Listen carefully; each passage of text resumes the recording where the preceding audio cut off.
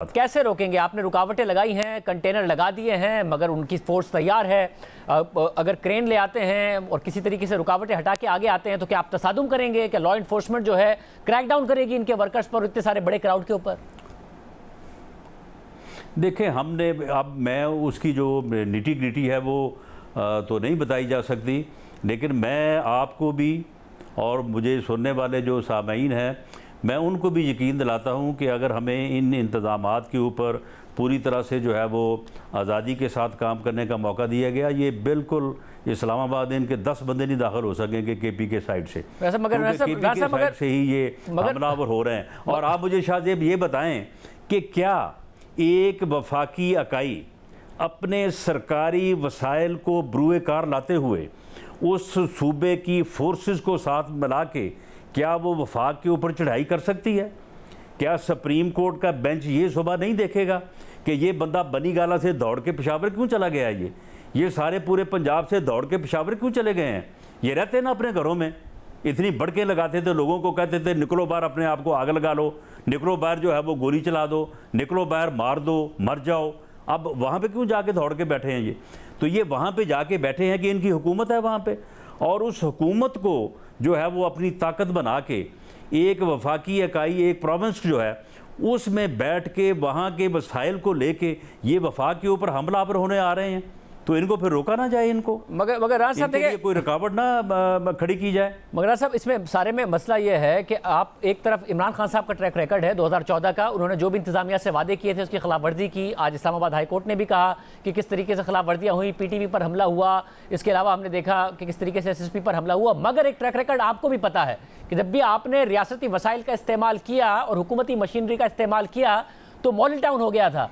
तो एक तरफ इमरान खान साहब का ट्रैक रिकॉर्ड है, तो आपको भी पता है कि खुदा न खास्ता कोई ऐसा वाकया हो सकता है जिसकी वजह से खुदा न खास्ता अगर लोग मारे जाएं, लाशें गिर जाएं, तो उसका भी नतीजा कोई अच्छा नहीं निकलना है मुल्क के लिए, वो भी ख़राब ही निकलना है मुल्क के लिए।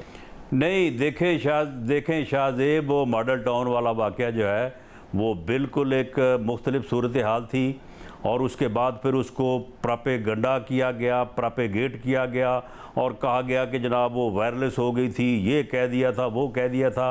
और उस वक्त तो ये प्रोपेगेंडा किया गया क्योंकि हमारी हुकूमत है, तो इसलिए हमने सारे सबूत जो है वो छुपा दिए हैं। जिस वायरलेस के ऊपर हुक्म दिया था वो वायरलेस हमने जो है वो एक साइड पे कर ली है। उसके बाद इनकी 4 साल हुकूमत रही है। उन 4 सालों में अगर हमने कोई वहाँ पे गलती की थी या हमसे कोई गलती हो गई थी तो ये सारी चीज़ सामने ले आते। ये एंटी टेररिस्ट कोर्ट से लेके इन्वेस्टिगेशन से लेके सुप्रीम कोर्ट तक उस मॉडल टाउन के मामले में ना मेरे ऊपर ना मियां शहबाज शरीफ के ऊपर जो है कोई बराह रास्त इल्ज़ाम साबित नहीं कर सके। राज साहब ये गिला वो एक सियासी प्रोपेगेंडा है, वो करते जा रहे हैं। राज साहब ये गिला ताहिरुल कादरी ने भी किया है तहरीक इंसाफ से कि हमारी इनकी जो हुकूमत थी उसमें कुछ नहीं किया गया। मगर मसला ये है कि उस वक्त लाशें तो गिरी ना, ये तो एक फैक्ट है। तो लाशें ना गिरें, ब्लड शेड ना हो, अगर आपको उनसे को रोक रहे हैं ये कह के कि ये तो खूनी मार्च का ऐलान कर आ रहे हैं, तो आपकी भी जिम्मेदारी है कि इस तरीके से हुकूमती मशीनरी इस्तेमाल हो कि खुदा ना ख्वास्ता ब्लड शेड ना हो। नहीं, देखिए मामला ये है कि जो हमने इंतजामात किए हैं वो सिर्फ रोकने के हैं, कोई उसमें ब्लड शेड का जो है वो कोई ना खतरा है ना कोई शायबा है। हमने कोई तकरीबन 500 के करीब कैमरे जो है वो लगाए हैं। जो गलती अगर हमसे होगी, किसी लॉ इन्फोर्सिंग एजेंसी के बंदे के से होगी, इनसे होगी, उसकी बाकायदा कैमरे की आंख जो है वो उसको कैप्चर करेगी। वो डिजिटल कैमरे में वो एविडेंस जो है वो महफूज होगी।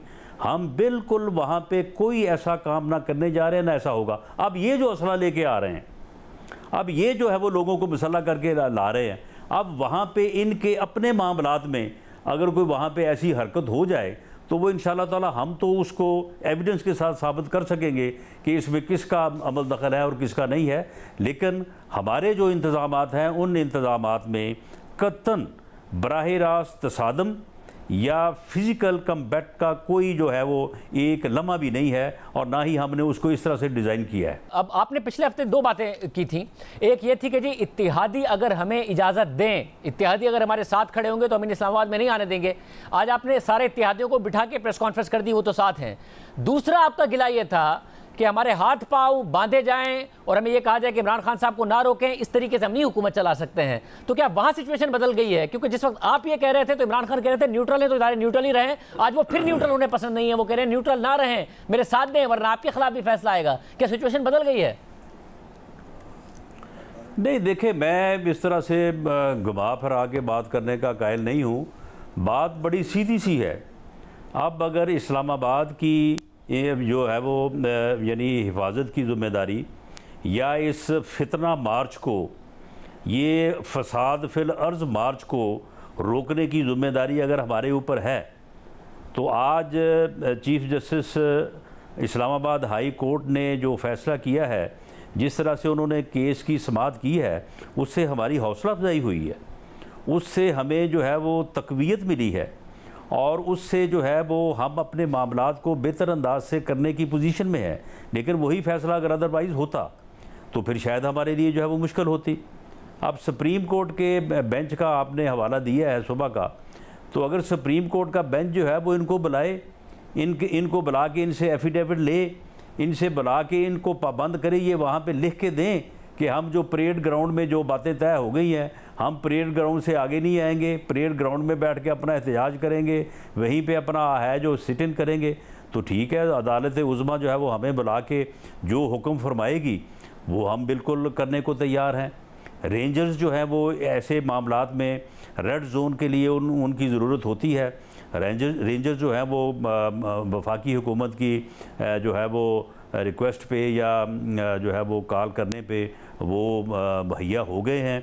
वो रेड जोन जो कि एक बहुत ही क्रूशल एरिया है, जिस तरह से मैंने पहले भी अर्ज़ किया कि वहाँ पे कितनी इम्पोर्टेंट और जो है वो हसास नौइयत की जो है वो बिल्डिंग्स और अदारे हैं, तो वो उनकी हिफाजत के लिए मामूर हैं और वो अपनी ड्यूटी जो है वो संभाल चुके हैं।